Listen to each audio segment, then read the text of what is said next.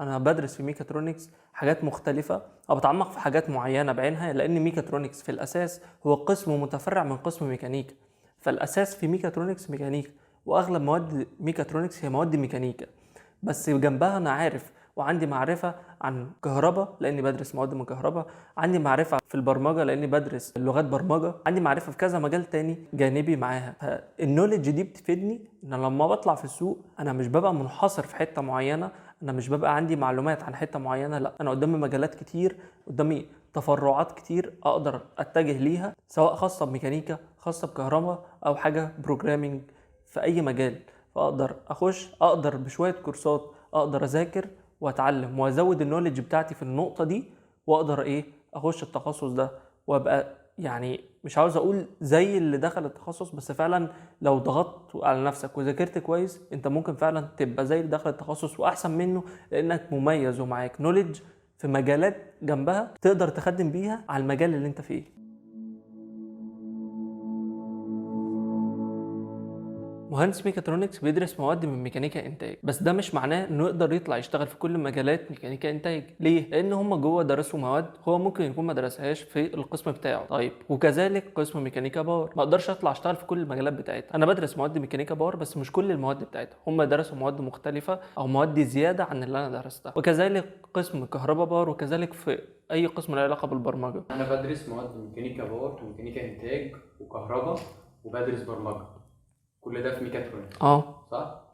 وتصميم ميكانيكي، كل الكلام ده انا بدرسه جوه. طب ليه ده كله بقى؟ ليه ميكاترونكس دي اخترعوها اصلا؟ لان في وظائف بتحتاج ان انا اكون متخصص في مجال معين زي الميكانيكا مثلا، واكون معايا خبره او معلومات كويسه جدا عن بقيه الاقسام زي الكهرباء والبرمجه. انا لما اتخرج بقى من ميكاترونكس، او انت لما تتخرج من ميكاترونكس، تشتغل ايه وفين؟ بص يا سيدي، عد معايا: مجال التصميم الميكانيكي بوجه عام، مجال الشيت ميتال، تصميم الاسطمبات. كل المجالات اللي قلناها فوق دي مجالات ميكانيكا بس. طب ايه الميزه اللي هتكون في مهندس ميكاترونكس عن مهندس الميكانيكا؟ ان هو يكون فاهم كهرباء كويس عن مهندس الميكانيكا، وممكن تكون الشركه محتاجه النولج اللي عنده دي عن مهندس الميكانيكا. مجال الاوتوميشن ومجال الطاقه الشمسيه، المجالين دول خاصين بقسم كهرباء. طب المميز برضه ان مهندس ميكاترونكس هيكون عنده معرفه او نولج في الجزء الميكانيكي، وده هيفيده اكتر وبالذات في مجال الاوتوميشن، لان مجال الاوتوميشن زي ما احنا عارفين ان في اكسسوارات ميكانيكيه، ده غير المواتير غير البامبس غير السيور، فدي كلها حاجات ميكانيكيه يقدر يفيد فيها مهندس ميكاترونكس عن مهندس كهرباء، لان هو دارس جزء من مجال ميكانيكا. رغمك ان الكهرباء كلها تشتغل فيك. ما انا عارف كله هيشتغل. بص، قسم ميكاترونكس ده ما حدش بيحبه، وكله بيشوفك يقعد يقول ده لك انا كنت هشتم انت فيك لو اصلا حصل وانت ده. بتتكلم. بص اقول لك حاجه، في مصر اساسا عاوز اقول لك على النقطه دي كويس، احنا مجال ميكاترونكس ده مضروب في مصر.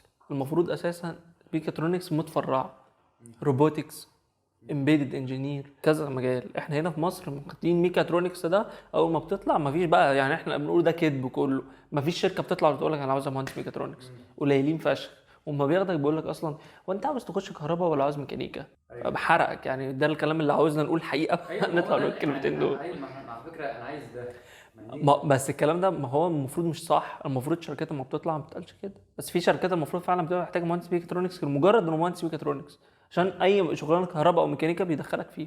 بص، الفكره ان انا عايز اللي بيتفرج يواجه الواقع اللي موجود بره، مش عايزه يبقى يسمع كلام ويخرج بره يقول لا هو بس لا قالوا لي كذا. فاهم قصدي؟ لا لا لا لا انا ده الهدف. هو الكلام ده صح، وانت فعلا هتشتغل مهندس ميكانيكا او كهرباء، بس الاولى ليك ان هو يبقى ميكانيكا، واللي هيفيدك شويه المعرفه اللي عندك في الكهرباء هيفيدوك. طب كل المجالات اللي فوق دي ممكن مهندس ميكانيكا يشتغل في الجزء الخاص بالميكانيكا، طب مهندس كهرباء ممكن يشتغل في الجزء الخاص بكهرباء. طب ما احنا ممكن نودي ميكانيكا لميكانيكا وكهرباء لكهرباء، بس اكيد في اقسام بتبقى محتاجه مهندس ميكاترونكس او هتعتمد عليه اعتماد كلي. مجال خطوط الانتاج والتعبئه، مجال السي ان سي بانواعه، مجال الهيدروليك والنيوماتيك، مجال السيارات، مجال الصيانه، مجال المبيعات، وده مش بيشتغل مندوب مبيعات، ده بيبقى اسمه مهندس مبيعات، وفي فرق طبعا كبير بينهم. مجال تصميم المنتجات، مجال المصاعد اللي هي الاسانسيرات، واخر مجال معانا مجال الروبوتكس. الميزه اللي فرق ميكاترونكس عن بقيه الاقسام، يعني انا دلوقتي انا كاحمد، انا واحد في اعدادي، بس انا عاجبني كهرباء في نفس الوقت عاجبني ميكاترونكس، الاثنين عاجبني. انا ليه اختار ميكاترونكس وما اختارش كهرباء؟ ما بتنحصرش في منطقه معينه، مش بتقتصر على مجال معين اللي هو مجال كهرباء. طب يعني في ناس بتحب مثلا ان هي تبقى عندها النولج هنا وهنا وهنا وهنا، يقدر في اي وقت يستفيد بالمعرفه اللي عنده دي في حاجه تانية، يوظفها في حته تانية جنب شغله اللي هو فيه. دي ميكاترونكس حرفيا، يعرف شيء عن كل شيء.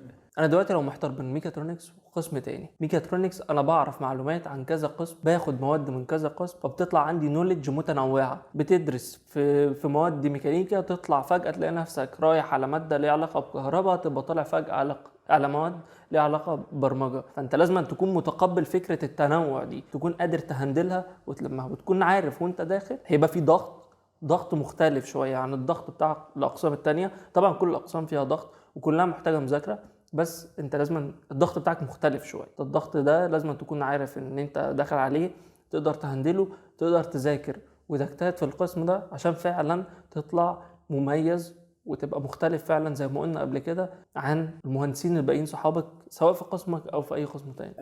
دلوقتي عايزك تدي نصيحه لحد في اعدادي وبيفكر لسه يختار تخصص ايه. كل اللي اقدر اقوله لك واللي هيفيدك ان انا اقول لك انك تقرا وتعرف كل قسم، وتحاول تدور وتقرا عن كل قسم كويس جدا جدا جدا. ادخل جروبات اللي فيها جروبات المهندسين على الفيسبوك مغرقه الدنيا، ادخل شوف الناس دي، اسالهم عن طبيعه شغلهم، افهم هم بيعملوا ايه، لان هي دي حاجه مهمه جدا. دي الحاجه يعني اللي هتفضل فيها طول حياتك. وطبعا يعني مش معنى ان انا اخترت قسم معين ان انا برضو حياتي وقفت، لا طبعا. انت ممكن دلوقتي الدنيا بقت اوبن جدا، يعني انت ممكن تخش تتعلم اي حاجه، تدوس في اي حاجه، الموضوع بسيط. اجتهد، اعمل اللي عليك، ذاكر، طور من نفسك، زود مهاراتك، خد كورسات، ما تبطلش. محدش بيتعلم وبيوقف، يعني بيكتفي بالتعلم. احنا كل يوم بنتعلم، الدنيا كل يوم بتتغير، بيحصل تطور جديد. المعرفه دي كلها هتفرق معانا جامد جدا، هتفيدك، هتطور منك، هتخلي الفرص قدامك اكتر واكتر. كيف يتعامل المهندس مع المهندسين زملائه ومع الانسان العادي؟ المهندس المفروض ما يخرجش من بيتهم عشان هو خطر على المجتمع. صح. بجد احنا بقينا خطر قوي. كفايه غرور بقى.